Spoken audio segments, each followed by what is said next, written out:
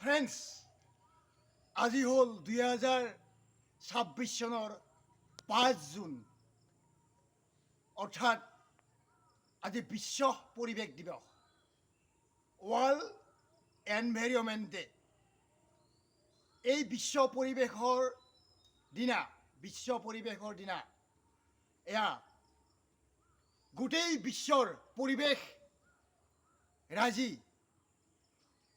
ভালে ৰখাৰ উদ্দেশ্যে এয়া মই মহানিম গছ ৰোপণ কৰিবলৈ লৈছোঁ ফ্ৰেণ্ডছ।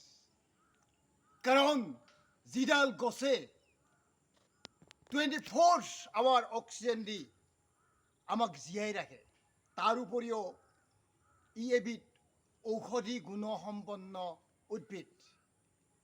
কাৰণ ইয়াৰ পৰা বিভিন্ন ধৰণৰ নিম তেল, নিম চাবোন, ফেচ ৱাছ আদি প্ৰডাকশ্যন কৰে কোম্পেনীসমূহে। এয়া ফ্ৰেণ্ডছ দেখিছে, আজি বিশ্ব পৰিৱেশৰ দিনা 24 আৱাৰ অক্সিজেন দি থকা এয়া গছডাল, অৰ্থাৎ নিম গছডাল মই ৰোপণ কৰিবলৈ লৈছোঁ ফ্ৰেণ্ডছ। এয়া আমাক ই বিশুদ্ধ অক্সিজেন প্ৰদান কৰিব। এয়া ফ্ৰেণ্ডছ চাওক, এয়া মহানিম গছ মই ৰোপণ কৰিবলৈ লৈছোঁ।